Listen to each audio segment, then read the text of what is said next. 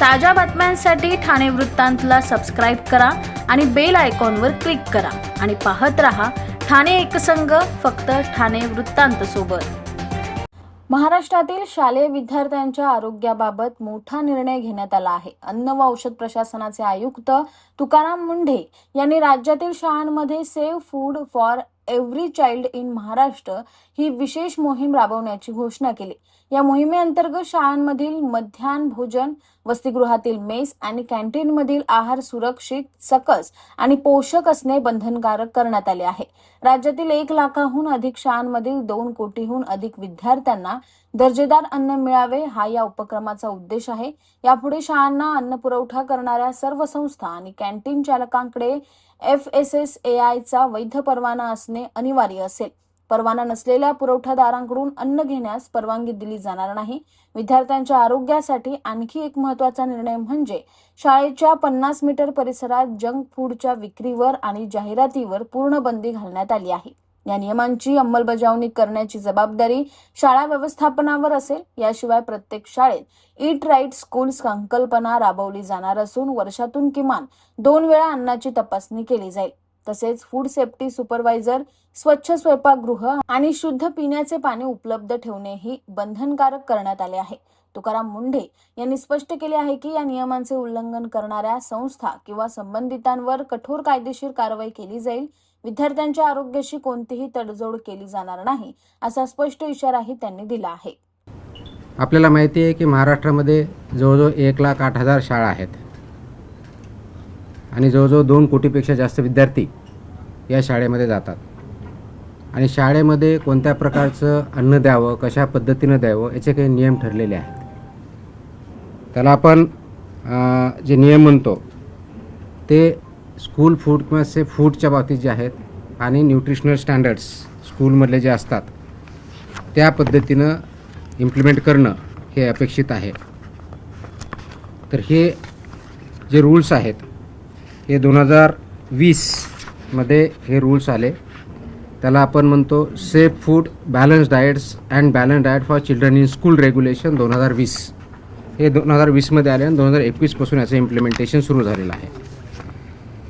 तसं असतानाही बऱ्याच बाबतीत त्याच्यामध्ये काही कन्फ्युजन आहे, क्लॅरिटी काही लोकांना नाही आहे। विशेषवरून कोणत्या विभागानं कोणतं काम करायचं याची जबाबदारी कोणत्या विभागाची आहे, मुख्याध्यापकांनी काय करायचं, पेरेंट्सनी काय करायचं, तिथल्या फूड बिझनेस ऑपरेटरनी काय करायचं, FDAने काय करायचं याच्याबद्दलही क्लॅरिटी बऱ्याच अंशी नाही आहे। आणि म्हणून काल आपण याच्याबद्दलची safe food for every school child in Maharashtra state wise compliance order dated 27 जुलै 2026 रोजी आपण इश्यू केलेले आहेत आणि त्याचं इम्प्लिमेंटेशन इथून पुढे खूप मोठ्या प्रमाणावर स्ट्रिक्टली होईल। त्याचा परिणाम महाराष्ट्रामधल्या जवळजवळ प्रत्येक कुटुंबावरती आणि कुटुंबामधल्या मुलावरती होणार आहे। कारण मुलांना जर आपण व्यवस्थितपणे फूड दिलं, बॅलन्स डाएट दिलं, न्यूट्रिशन दिलं आणि ते जर आपण इम्प्लिमेंट करू शकलो तर सेफ फूडमधलं सर्वात मोठं पाऊल हे ठरणार आहे, ज्याच्या अनुषंगाने त्याचे कल्चर आपण ज्याला म्हणजे जी संस्कृती, फूड संस्कृती ती इम्प्लिमेंट होईल, ती तयार होईल आणि पर्यायानं आपलं healthy child, healthy human being त्याच्यातून त्याचे परिणाम दिसायला सुरुवात होईल। आणि म्हणून त्या अनुषंगाने आपण ही काल ऑर्डर काढलेले आहेत आणि ऑर्डर इम्प्लिमेंटेशन आपण पुढच्या काळामध्ये करणार आहोत। तर राज्यातील प्रत्येक शालेय विद्यार्थ्याला सुरक्षित, सकस व संतुलित आहार मिळावा यासाठी अन्न सुरक्षा या अनुषंगाने राज्यव्यापी अनुपालन आदेश आपण इश्यू केलेले आहेत।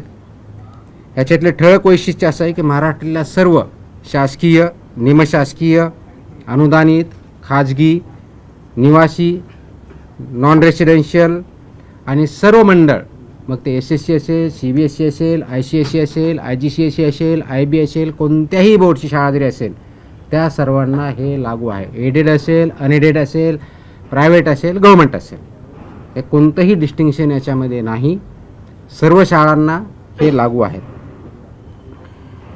ह्या शाळांमधील कॅन्टीन, टक शॉप, मध्यान्ह भोजन केंद्र ज्याला मिड डे मील स्कीम आपण इम्प्लिमेंट करतो ते वसतिगृहातली स्वयंपाकगृह आणि सर्व अन्न पुरवठादार जे आहेत वैद्य यांचा परवाना आणि नोंदणी अनिवार्य आहे.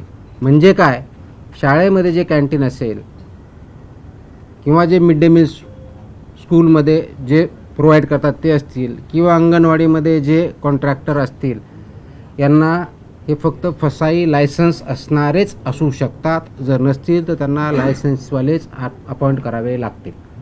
विदाऊट लायसन्स होल्डर यांना आपल्या स्कूलमध्ये किंवा कॅन्टीनमध्ये किंवा अंगणवाडीमध्ये फूड सर्व करू शकत नाहीत, हा त्याचा अर्थ आहे.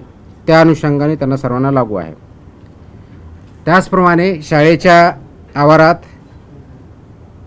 आणि शाळेच्या आउटस्कर्ट म्हणजे भिंतीपासून, ज्याला आउटर साईड ज्याला म्हणतो, त्यापासून 50 मीटरपर्यंत ज्याला HFSS अन्नपदार्थ म्हणतो, त्याची विक्री, जाहिरात, विपणन, मोफत वितरणास प्रतिबंध घातलेला आहे. I repeat, and this is very important issue.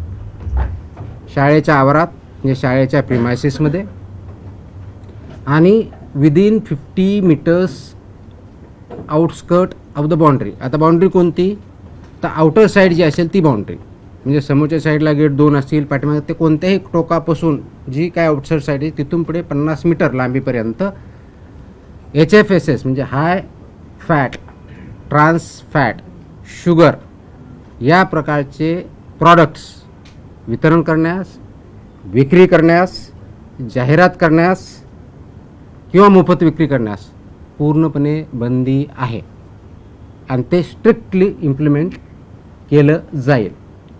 त्याच्यामुळं या बाबतीचं इम्प्लिमेंटेशन तिथली लोकल अथॉरिटी विशेष करून मुख्याध्यापकाचे, ज्याला शाळा प्रमुख असं म्हणतो, किंवा प्रिन्सिपल असेल तर प्रिन्सिपल, कारण हे आदेश 12वी 12वीपर्यंतच्या शाळाची डेफिनेशन 12वीपर्यंत आहे आणि हे लागू होतं 22 महिन्याच्या मुलाच्या पासून सुरू होतात. 22 महिन्याच्या मुलापर्यंत लागू नाही, तिथून पुढे म्हणजे अंगणवाडीमध्ये जे मुलं येतात तिथून पुढे चालू होतं ते 12वीपर्यंतच्या मुलं इथपर्यंत हे आदेश लागू आहेत.